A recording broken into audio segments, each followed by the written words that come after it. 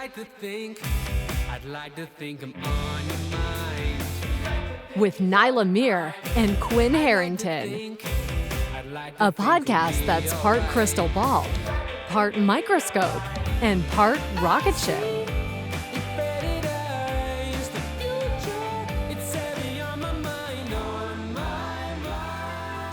Welcome to Now, Near in the Future. I'm Quinn Harrington. And I'm Nyla Muir. Today, we're talking about what happens when you think about signing up to lead a thriving organization and discover you're actually rebuilding one from the ground up. Our guest is Marsha Faulkner, a longtime client and dear friend of mine, and also principal of Studio M Interior Design here in Jacksonville. And she's serving an unprecedented third year as president of the ICAA Florida chapter. Marsha, when you took on this role, did you know you'd be creating the organization's first ever budget? No, Quinn, I did not. Well, first, thank you for having me. This is such a treat for me to be a guest on your podcast. I'm a huge fan. And I have Thanks. worked with Quinn for a very long time, and I love everything you guys do. So I did not realize that was going to be the case. I sort of thought that it was going to look a lot differently than it has turned out looking, but it is very rewarding, challenging.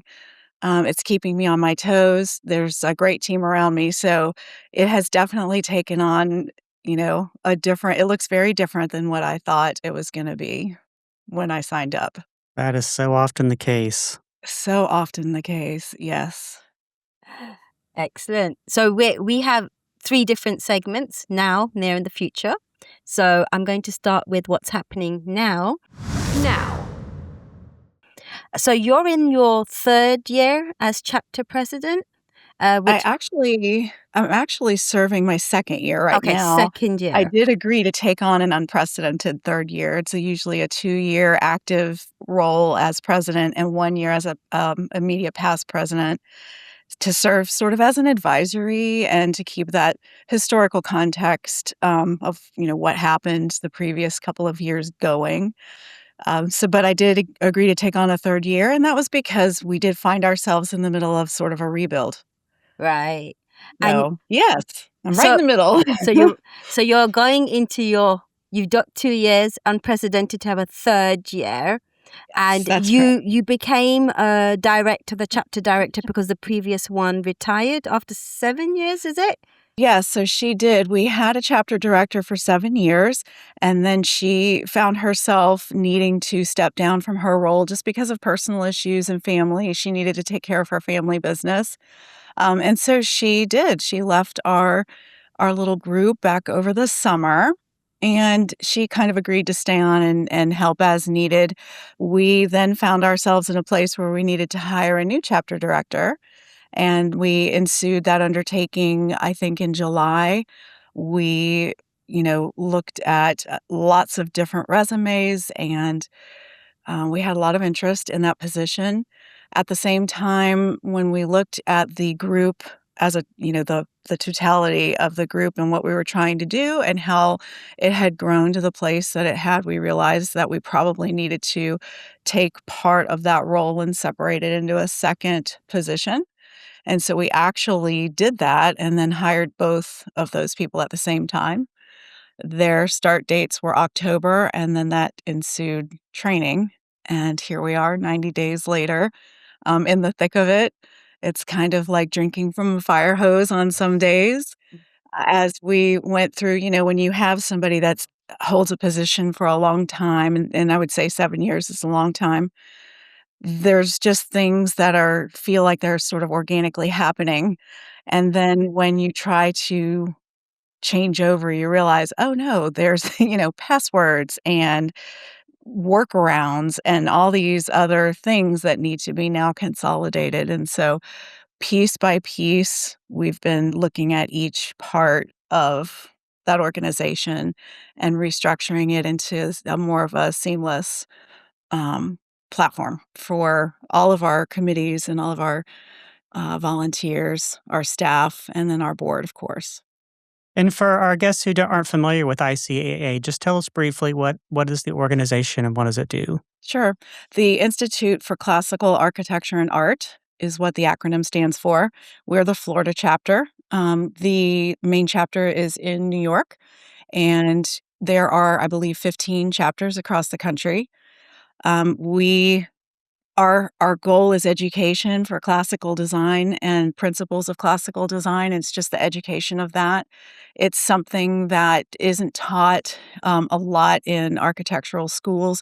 There are some specific schools that their main focus is classical architecture. However, as a broad course of study, it's not widely taught. So we just saw, a group of small individuals in New York back in, I think, the 80s were hanging out in their apartment, and they were like, we need a group to represent how we feel about design. And they put together what is now the ICAA, and it just fills a need.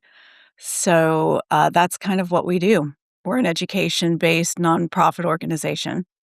That is interesting. Excellent. I think we've got a lot more to talk about because I want to talk about classical design, especially when I'm sitting in London.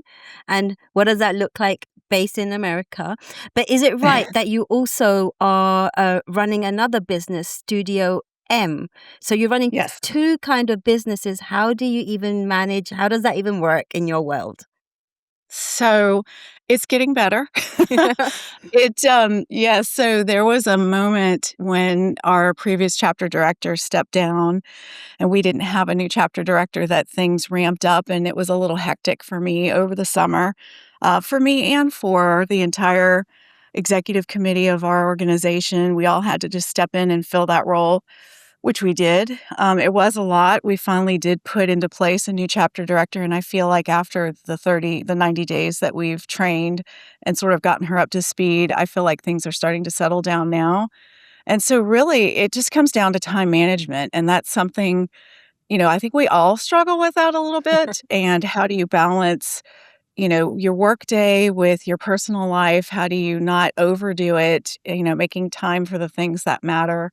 So it's just time management. I, dedicate before Studio M hours, after Studio M, and weekend hours to the Institute for Classical Architecture and Art. And then during the week, during the days, I try to be here and present for my clients, my Okay. design clients, and my staff. I understand that. Having been a new mom, have my own Yes. business, and I'm still Yeah. trying to balance. I'm not there yet, getting there. Yes. Yes. And you also have your own nonprofit initiatives, Oh my Nyla. God, So that too. Oh gosh, yeah, what do you do? It's See, I in didn't know that. It's in education. It's Oh, it's a UK based mainly to raise funds to support education in South Asia. So I'm Pakistani. So going back to my roots and helping education over there. As we know, education is key for it is. development and everything else. So yeah, I understand this whole thing and I'm still trying to balance. I might come to you for learning No. some tips. One of my favorite books by one of my favorite authors is 3 Cups of Tea Mm. by John Krakauer. Have you ever read that? Nope, but it's going down on my notes. Okay. Well, I believe he was in Pakistan, and the 3 Cups of Tea is I guess, a practice of doing business.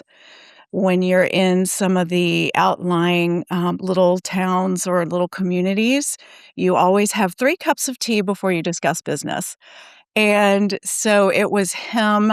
It's a autobiography, and it was him going in trying to help build a school.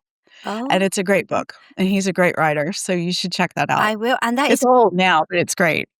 crazy because do you know before 12 noon I have 3 cups of tea. Do you? Yes. See?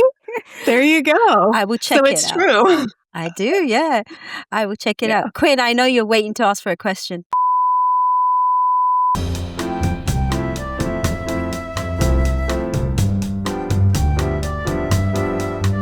so during the break, we talked a little bit about Marsha I talked a little bit caught about that.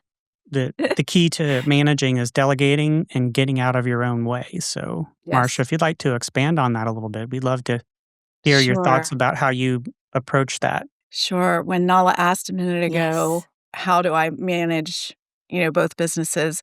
One of the key things that I did forget to mention was delegating, and getting out of my own way. And the delegating was the first step, putting good people around me on both teams. Hiring with the ICAA was definitely important, but I also have a very strong team here at Studio M right now. It's probably the strongest team I've ever had, which is allowing me this time. That's great. Yeah, and so just saying, "Hey, I need help with this." I mean, it's not easy for somebody who's kind of done it all by myself for so long to ask for help. So that was the first step, and I'm not great at it, but I'm learning.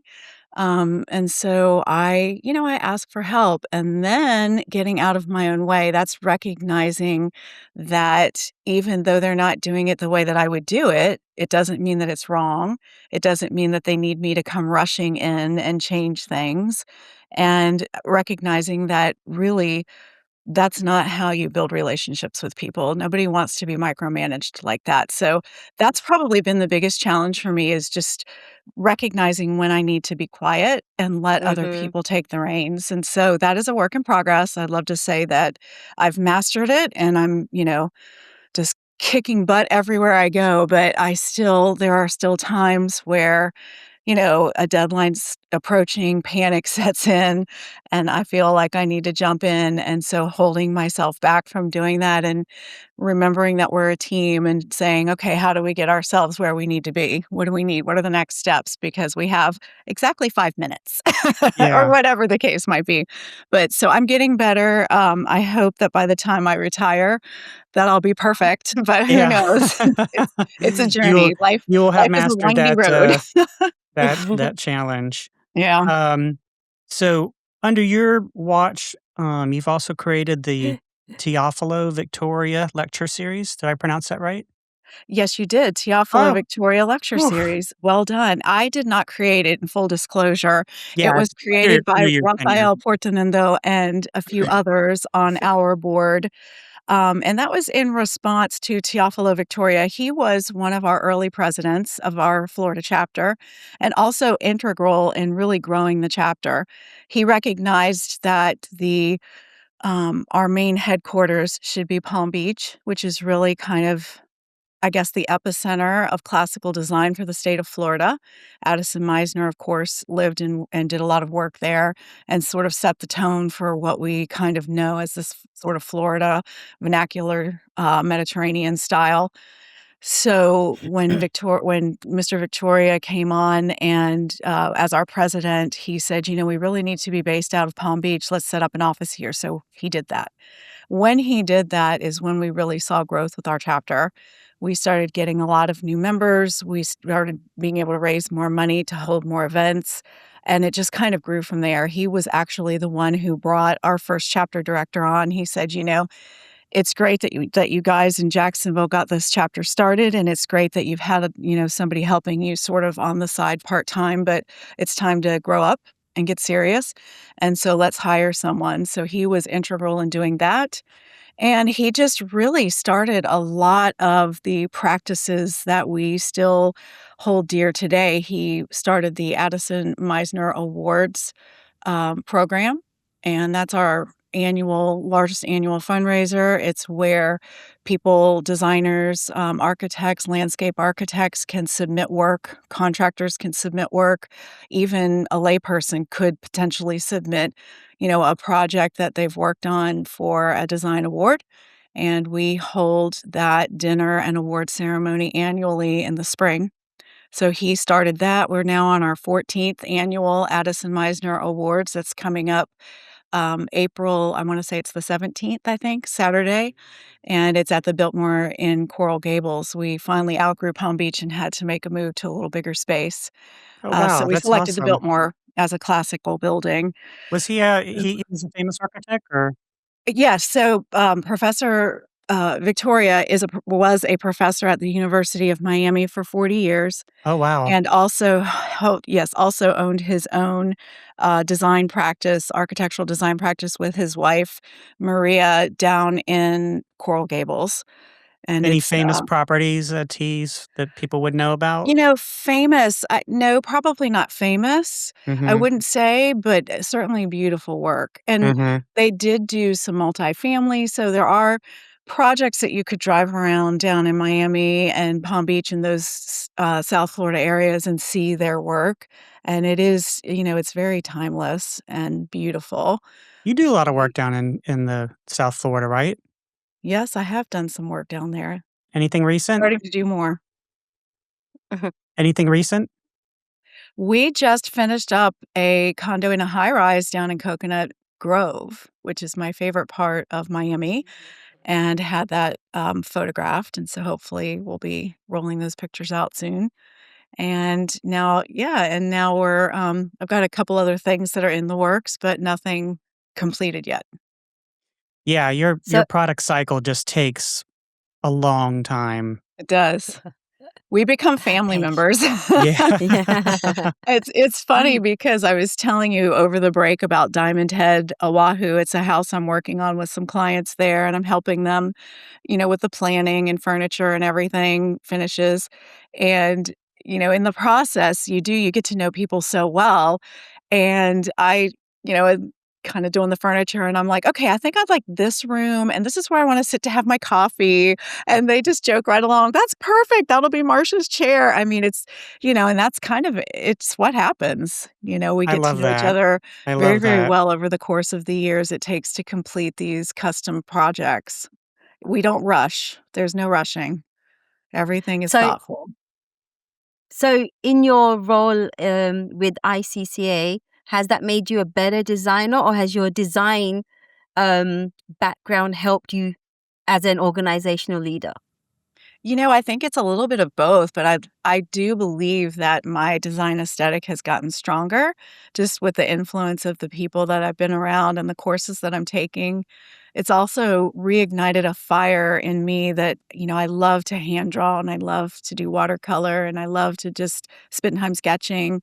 And that is at the core of the ICAA. And so attending those events and helping create those events and then just watching the events unfold, it's very inspiring, and you can't help but come back to the studio and, think about something you saw and something you spent 2 hours drawing and think, "Gosh, how do I take what I just saw and bring that into my current work?" And so it Mm, happens organically. I couldn't even pinpoint exactly a specific incident where it happened. It just tends to become it goes into your psyche, and it just comes out in your work in ways that, I can't even pinpoint. So, yes, I would say both, but definitely they've influenced me probably more than I've influenced them. And any unusual synergies, between the people that you work with at ICAA that, like, benefit your clients? Yes, because the organization right now, our board is made up of architects, landscape architects, and interior designers. So that's what I do for a living. So yes, we all speak the same language, and we learn from each other. And again, it's in organic ways. And I yeah, I mean, I think that that's nice. We are looking in the future, hopefully, to expand a little bit.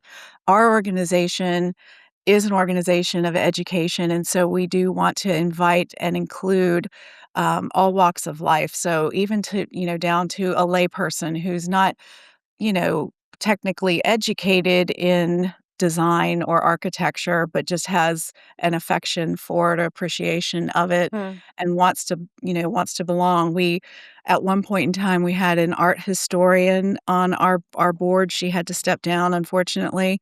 But we're looking, in the future towards having artists, art historians, preservationists, anybody really, attorneys, anybody who just loves classical architecture. So hopefully we can include everyone in what we're trying to do. It's really just to develop a love and a passion. But Love right that. now we're all in the same sort of boat, so we do speak the same language, and there's definitely a synergy there for sure. To answer your Beautiful. question. Shall we go Great. around the room? Shall we? Around the room. let's catch our breath and take a moment to recover from all that wonderful insight that we got. We do this thing called Around the Room, which is basically what has everybody been up to that doesn't involve rebuilding organizations or running design firms. Do you want to start, Nyla? Well, other than my building my organization, which I will not touch upon because I have a growth plan, but Isa, my little daughter who's turning 2, is my next little thing who keeps me busy. Yes, she's at this age of 2, and I'm now wondering whether she needs to be potty trained or not. I'm thinking about, nurseries, and we're going on a holiday. So that's the best thing happening right now. Finally going for a week somewhere. Oh, that's wonderful. And, teaching her that not everything needs to go in her mouth. I know. I told you, logic. She's not going to Yes. understand. I have to Yeah. keep wiping her hands instead. Yes. Well, potty training is like, once that happens, you have passed like a major milestone Seriously. in parenting. So, That's it. when you My switch to next pull-ups and aim. not diapers. Yeah. So, Yeah. I know, Let's Marsha, you see. have nieces and nephews, right? I do. Well, I have 2 nephews. They Uh-huh. are definitely potty trained. One is 33 and the other one is 29. If they're not potty trained, I'm apologizing to their wives right now. So sorry. It's not my fault. Me, I'm eagerly waiting on my passport renewal to arrive so I can book my flight to London. I'm Fantastic. hoping to be going over spring break in March to kick around London, hang out with Yay. Nyla some, and we're going to record an episode of our podcast together for the first time. Yes. Oh, Live that's together. fantastic. I love Yeah. that. And just Quite as a little excited. sidebar, not to wrap my work back into things, but King Charles is a supporter of the Institute of Classical Architecture and Art. Well, if I run into him, I Uh, will tell him thank you Please do. on your behalf. And tell him Marsha invites him to Florida. Yes. Oh, wow. I'm Yeah. sure It makes he'll sense. jump on a What a jet and come right over. But no, he is a supporter. He's That a made huge proponent for classical design and architecture. Well, he does live in a pretty fancy palace, yes, and which was what I was It's saying. swanky. yeah. Have you He ever been does. inside Have I been inside? Buckingham Palace? I have not. No, No. I missed the Yes. invitation. What So about you, sorry. But Nyla? Have you I ever have done stood a tour or outside anything? of Buckingham Palace. So yes, I've been there. Yes. You have been inside Buckingham Palace? Oh, no. Nala, have you? No. Are you me? No. Yeah, I'm Can asking you you hear me? now. Mm-hmm. Oh, Yeah, we no, lost I it. haven't, but I've been to the gardens because I was Okay. invited to a big tea party.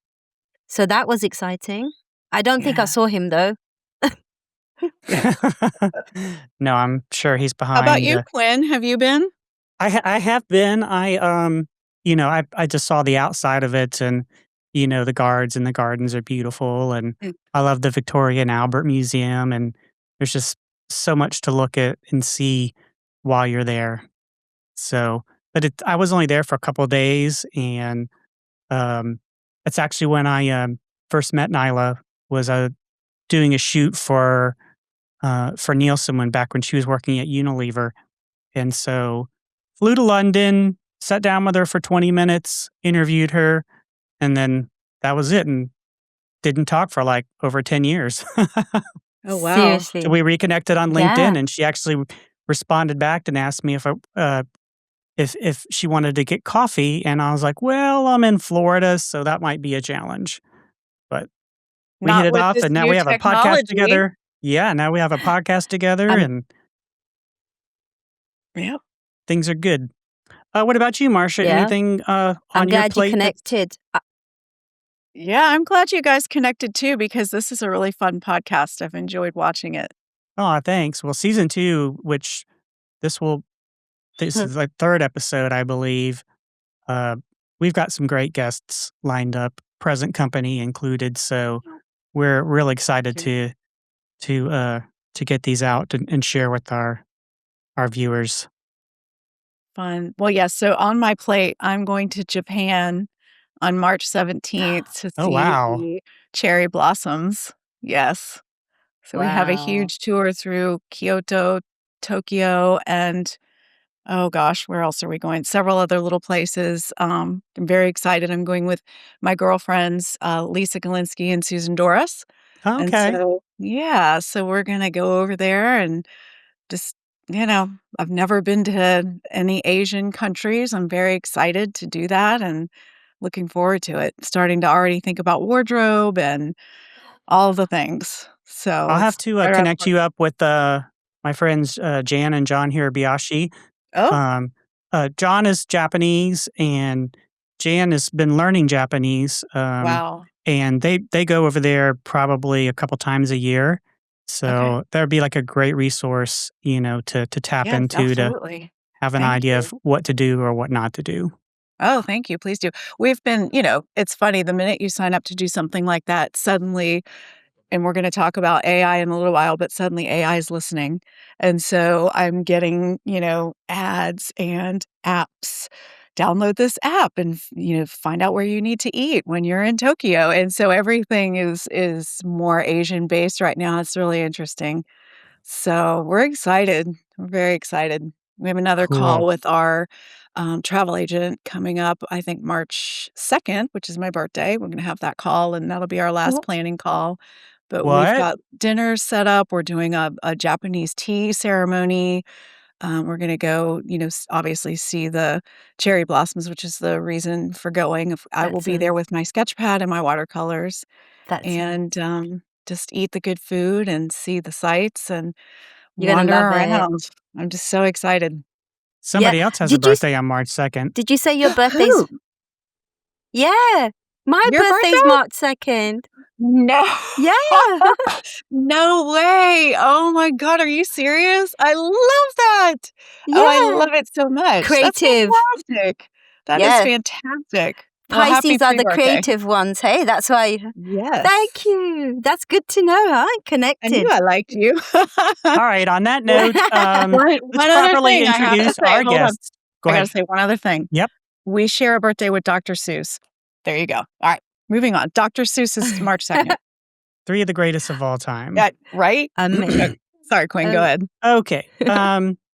To properly introduce our guest, Marsha Faulkner is the principal of Studio M Interior Design, a Jacksonville-based firm known for timeless classical design that honors architectural integrity. But she's also serving as president of the Institute of Classical Architecture and Arts Florida chapter. What makes Marsha's story particularly compelling is that she took on the ICAA leadership role thinking that she was stewarding a thriving organization, which it is, only discovered that she needed to rebuild its operational foundation while maintaining programming excellence and managing statewide expansion. She's done all this while continuing to run Studio M and serve clients across Florida, the Bahamas, Ohio. Aren't you doing one in Montana now? Not Montana, a couple in Texas, Colorado. I think you're thinking of Wyoming? Colorado Aren't you and doing Oahu. Oahu, and that's Hawaii? Hawaii, yes. Oh, Hawaii. we're going to have to expand the map here. Um, Under It's a her global leadership, market. ICAA Florida has implemented its first formal budget, created the Teofilo Victoria Lecture Series, and expanded from serving a single city to 7+ locations statewide. She's also discovering that the organization is, in her strategic planner's words, sitting on a ham sandwich while starving to death. 8 years of valuable content sitting unused. Marsha, where can people find you and Studio M online? www.studiominteriordesign.net. And how about Instagram? Marsha Faulkner, I think it's Marsha Faulkner ID, interior Something like design. that. Something like Anyhow, that. just go in and do a search for Marsha Faulkner on Jacksonville, Instagram. Florida, Studio M. She's also It'll on come up. LinkedIn and Facebook. Yes, all the places, all the platforms, not Twitter or X or whatever it's called now. Yeah, same. Not there. To stay away from one of them, they'll take my entire free time. Near. We are at the near future, which is the next 3 to 5 years. Marsha, your strategic planner told you that ICCA Florida is sitting on a hand sandwich, starving to death, which Quinn just said, regarding your content archive. That's such a vivid image. That's why I was laughing. What does that actually mean? Well, I mean, it's funny that we're focusing on that one thing. It's she said a lot of other brilliant things as well. That just kind of resonated with us because we realized when she said that just how much, work has been done and documented, and we just haven't had the structure to roll that out. And so that's what she really meant. It's recognizing, you get into the grind every day. And I feel like this happens to me at Studio M as well, where you're just working and you're working and you're trying to make sure you're meeting every deadline and making sure that all of your clients are feeling that they're getting your full attention and your very best efforts. The builders always, need drawings and clarification and site meetings, and the architectural teams need your drawings and your insight. And so you're trying to keep all these things going, and it just feels like a grind. And so one thing that the strategic plan did for us, and I will go ahead and correlate this with Studio M, for me, it's when we actually step back and photograph a finished project. So the strategic plan and photography for me at my job, those two things made us sit back and go, wow, we have done a lot here, and it's on the backs of all of the people that came before us. So, some of the things, it's so sweet and kind of you, Quinn, to keep crediting me with all of these things. And yes, we're overseeing those things and implementing them and making sure that they roll out smoothly now. But a lot of the work is done on the backs of the people who came before me. And it's just taking a minute, putting a pin in all of the things that are going on and saying, we've done a lot of good things here. And now how do we organize and get those things rolled Right. out? We have no shortage of fantastic volunteers. I mean, the people that I work with on the ICAA chapter board and the committees, they're the most incredible group of people I've ever met. Enthusiastic, smart, energetic, loyal. They're just go-getters, and they have great ideas and they make them happen. And so when you work with a group of powerhouses like that, nobody wants to pump the brakes. We all just want to keep going forward and doing great things. So that's, in my opinion, that's what she meant by that. And we're heeding that and looking forward now. And our strategic plan is a rolling plan, and it's a 3 to 5 year plan. So nothing's going to happen overnight, but certainly we have now goals to work for, towards in the future. So, Claude, one of my favorite AI Friends. chatbots, yes, my friend Claude, has just rolled out this new feature called Cowork. And so it's like the first generation of what's called agentic AI, meaning that you can set a series of tasks and it will just run in the background and do stuff for you. Because when you enter a prompt and then you wait and then you enter a prompt and wait, it's not really designed to handle volume at scale, 8 years worth of information. So that may be a tool that you could use to begin to organize this content, pull out the best stuff. There's also a new tool inside of this video gen tool called LTX that does audio to video. So, for example, if your podcast is audio only, or you want to generate video on top of audio, it will do that for you. Probably one of the coolest things that you might consider doing is creating your own LLM, which is a large language model. And Ooh. Google offers one called Notebook. And Yes. so what I did is I took all of the transcripts from Now, Near, and the Future and created a mini LLM based on that. So I could go in and ask questions like, what were Marsha's key insights in episode 8? What are the funniest moments that that Nyla shared over season 1. Who was the most engaging guest? So, and it doesn't matter whether it's 10 episodes or 100 or 1,000. You're literally creating your own large language model that you can assign a personality to. You Wow. can provide instructions. So that might be a way for you to be able to organize this information in a way and use the latest AI tools to help you parse through, hundreds, maybe thousands of individual documents. Are you doing that? I, the challenge here. So AI with Quinn, the amount of times Hmm. we talk every week, I spend a lot more time trying to prompt AI. Should I not just get someone who's better at prompting and doing it for me than doing it myself? The question Well, I to you, certainly Quinn. do. I mean, especially in the video gen stuff. Pepper, our producer, she's got 40 years of, experience, producing everything from feature films to national TV spots. She started getting into AI generation. And so we also work with one of our directors of photography who is a cinematographer and understands how to speak the language. And what a lot of people do is um, a lot of people, what they do is they use ChatGPT to help write prompts. So I know you're using it for specific purposes, but yeah, I would try to get some help if you're Yeah. feeling like it's more than you want to take on. Yes. Well, remember what we were saying earlier, surround yourself with a good team, delegate, and get out of the The way. art.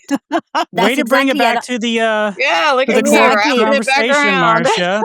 And Our that's new the thing. co-host, Art. Marsha Faulkner, is now going to steer us. Back to our topic.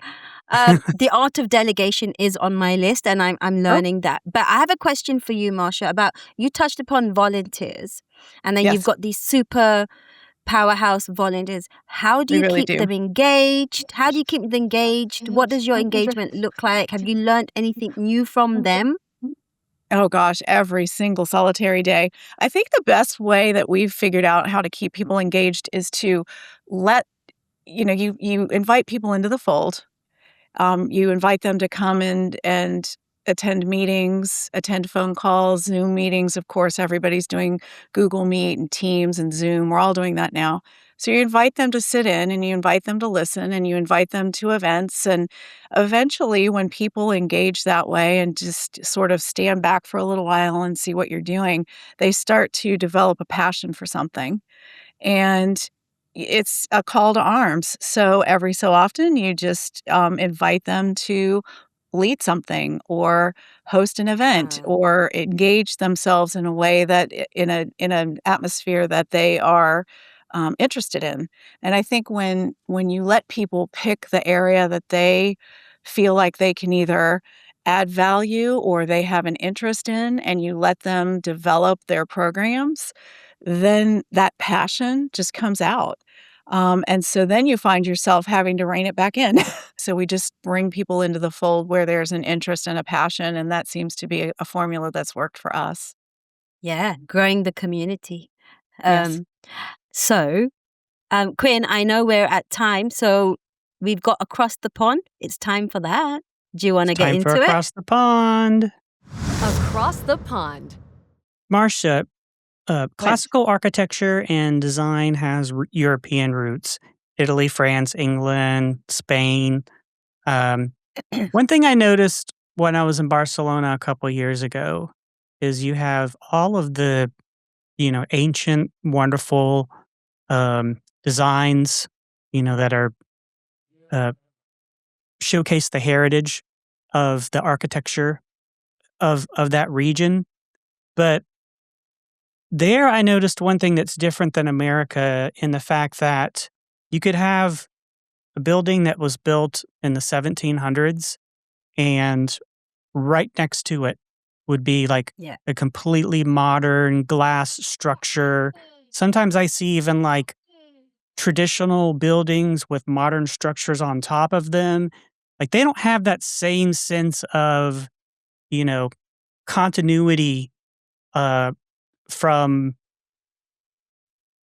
different parts of town. Like they don't seem to have a problem mixing it all together where in say for example like Palm Beach, they have very very specific standards, for architecture. They want to create like a seamless continuous look, and nothing can be out of place.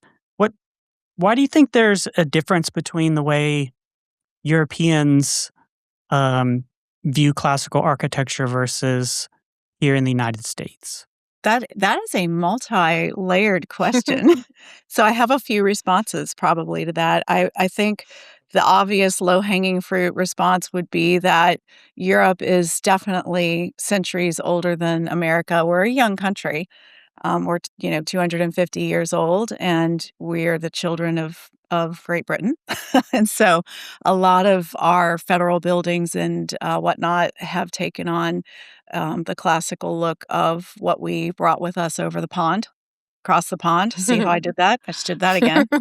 So I think that's like one obvious thing. But the other thing I'd like to just touch on is really what we're trying to educate people on is not that you have to love a classical building with columns.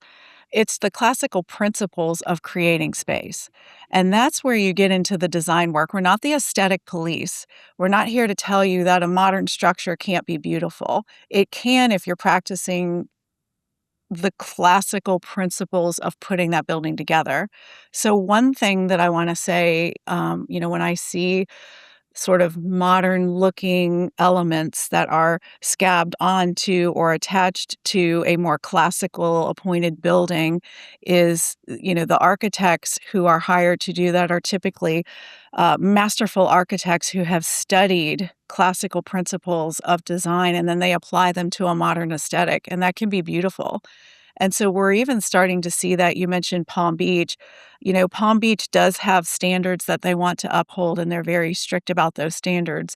But again, under the umbrella of what they're looking for, you can still go in with a little more modern look as long as you're, applying proper proportions and materiality, and there's rhythm and all kinds of different principles that when applied to a modern structure, those can feel good too. Most of the great architects, Frank Gehry and, ones that we've heard of, Frank Lloyd Wright, I mean, they studied classical principles of design before they figured out what their particular style was. And then they took what they learned and they developed their style. So it doesn't have to be, Corinthian columns and dental molding and, frieze and all of the things. It doesn't have to be that necessarily. It could be something more modern with a cantilevered, roof line or an extended scupper off of the side of the building. I don't know, whatever those elements are, as long as they work with the overall design, I think it can be successful no matter what the aesthetic is. Is that what you mean by classical principle? I'm not a designer, so I'm It's okay. listening to classical principles, but I don't understand what that means. So the classical principles of design would be things like scale, rhythm, proportion. You're looking to, no matter what it is, you want to try to relate your designs to a human being. How does the human being relate? So when you're designing columns, there's a proportion of the column at the top and how that travels down to the bottom, and it's based on the height of the building and the width of the building and the spacing and all of the mathematical requirements that go into making something pleasing. And so when you learn those things and you apply it to everything, it's not just the outside of a building, but I could be doing paneling and trims and moldings inside of one room, and I'm still looking for those proportions. So it's mathematics. Yeah. And then you look for rhythms and you look for harmony. And so those are things that are taught in classical programs over the course of 4 to 6 years. So it's nothing we can get too deep into here, but just knowing that they exist and trying to learn about them and then apply them to your projects, that's what makes a room or a building feel pleasing. It's just applying those ideas of how to put together space and how to decorate space to a project, and then you can make it look however you want it to look. It can be contemporary, it can be modern, transitional, classical, traditional, all of the different things. That is That was helpful. pretty well Thank you. said. God, Yeah, I I hope think that's you're a good helpful. I representative fumbled at the beginning. of the brand, so Ah, you're um, like, the Qu- pressure is on. "Oh, no, that was no." good. Thank you. You're Quinn, do you welcome. have a question or should I wrap up this segment? Um, no, I think we covered that well. You wanna move to the Yeah. future? The future. We usually say we've got a crystal ball. So take out the crystal ball and we're going to 15 to 20 years in the future. Um, so classical design are preservation focused by nature, but you're implementing some of the most innovative organizational changes in ICAA, Florida. How do you reconcile tradition with transformation? So I'm not sure if this is going to answer your question properly, but when you were both speaking, I was thinking about what it looks like now and what it looked like in the past and where it's going in the future. And, this is true of what I do for a living, but it's also true of life. We can't forget the past as we move into the future. We just can't. If we do, we're going to have trouble. And I think that's across the board. I mean, we're seeing the political climate, social Mm, climate, certainly what I do for a living, we're seeing innovation and technology and advancements and changes everywhere. Socially, since COVID, people don't go out as much anymore. The social interaction is missing. And now I'm starting to see a swing where, the younger generation is like, why don't we put our phones down and have a conversation over a cup of tea at a table? And to them, that's innovative. To me, that's how I grew up. So I think it's important that we carry the past with us as we go into the mm, future, and we don't just put aside everything that we've learned to embrace the new. You have to integrate it. Certainly in my industry, there's all kinds of new tools of the trade that are available to help us do our work, and those are wonderful tools. But at the same time, you still need to know how to pick up a pencil and sketch what you see and spend time studying things from the past. It's observing what's around you and remembering that it all came from somewhere and not discounting the importance of that as you move forward in the future with your work. So I think it's just it's important for us to remember that in our daily lives as well as in our work, for sure. mm. Excellent. Um, That's helpful.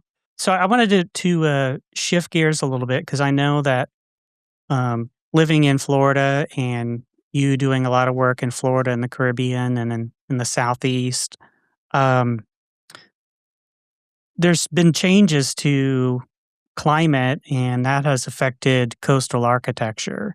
Yes. Florida faces unique challenges: sea level rise, hurricanes, extreme heat. How can classical design principles help address these modern challenges? Well, in terms of the principles, I mean, they're there for aesthetic beauty as well as functionality. So I think just inherent into how we put together structures, that's inherently going to, help enhance us meet our current ecological challenges.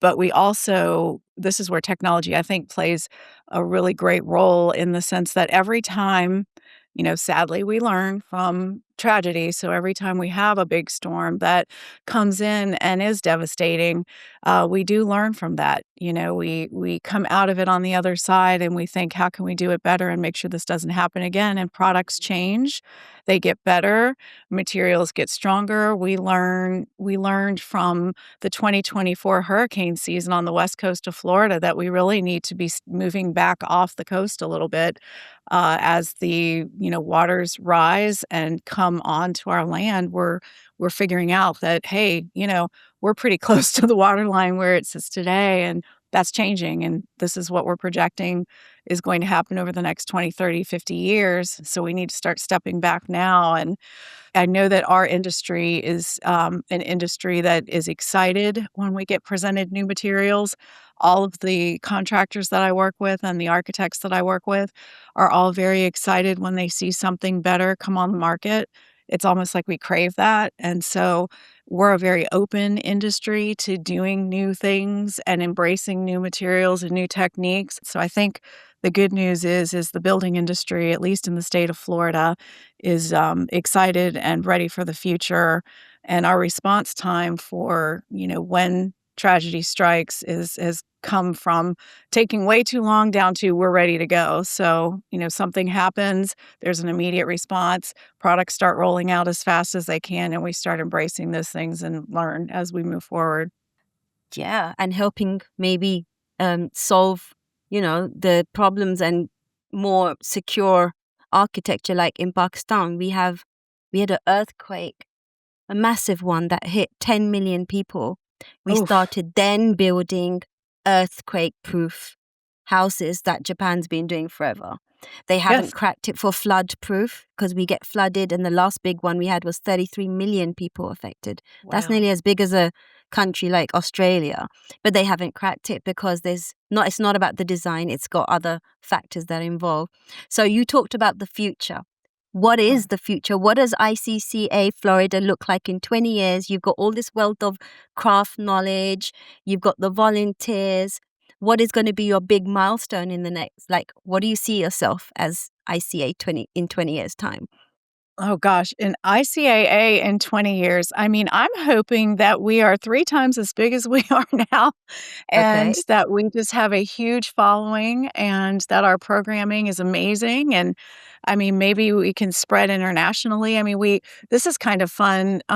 We have our jury weekend coming up next weekend in Palm Beach, and we've invited a professional interior designer, a professional architect, and then also from London, Clive Alflet is coming, and he is going to be one of 3 jurors that helps us pick our design winners. So, and I mentioned King Charles earlier. Yeah. He wrote a prologue to one of our programs at the national level.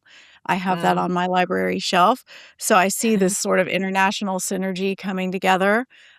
Certainly, we'd love to have designers, architects, builders from Pakistan come over and talk to us about the things you've learned. I would That's love to great. see this just have, outreaching fingers and more of a global market, and kind of, we can all learn from each other, of course. And I think that would be wonderful if that was the case. That sounds great. And get on to Mhm. other podcasts, similar ones, maybe some in Pakistan and some in London, and That'd be great. spread the word. Love- Yes. I would love that. All right, Quinn. Shall we go to the wrap? Marsha, before we let you go, here's the meta question that brings everything full circle. Okay. What has this experience taught you about your own capacity that you didn't know you had before? So that is such a great question. I follow a gentleman on Instagram, David Goggins, and I don't know if you all have heard of him, but he was an ex-Navy SEAL, among other things, and he's kind of an extremist. But his whole thing or his whole message is, we can do so much more than we think we can. When you feel like you're at your breaking point, just take a deep breath, because I promise you're not. And I think that's what I've learned. I thought I was busy before, and then I took on this role and I was like, no, I wasn't that busy before. I can do these things. I think it's taught me that with focus, with delegation, with time management, with those principles we talked about earlier, you can do so much more than you thought you could. Somehow, in all of this, I've managed to figure out a nice life balance. And I think that ebbs and flows too. I don't think we can expect that our lives are going to be perfectly balanced all of the time. Mm. Sometimes we're out of balance and we have to work to get back to that. But you just have to, keep your nose down and keep going and stay positive, and just know that this too shall pass. This is one of my mother's favorite sayings. This too shall pass. It's temporary. And Well, I we love probably to do have watch the capacity to your do more than journey we over think. the last couple years and taking on this huge endeavor. Very proud of you as my friend for all that you have accomplished and will continue Thank to you. accomplish. Now, near, and the future. And speaking of that, that wraps up this episode of Now, Near, and the Future. You can find us on all the usual platforms, Spotify, Apple Podcasts, Amazon, and you can watch us on YouTube. Follow us on Instagram and LinkedIn at Now Near Future, or visit us at nownearfuture.com. And if you're involved in a professional organization or thinking about classical design for your next project, this episode is definitely something you want to share. Marsha, you want to remind us where we can find Studio M, learn about ICAA Florida, and connect with you? Sure. You can find my website is www.studiominteriordesign.net. You can also find the ICAA Florida chapter online at icaafl.org. And we are on Instagram as well. Studio M Interior Design, Marsha Faulkner, and ICAA Florida chapter. Great. Thank you so much for sharing your journey. And I definitely learned a lot. And maybe when I walk across London, I'm going to understand a bit more about design. And the fact that you're the same day as Mia's birthday, even better. I know, But that's thank so you for great. being here. I'll be thinking about you in a little bit. Thank Yeah. you for having me. Thank you. Thank you. As always, stay curious and keep dreaming. And we'll see you in the future.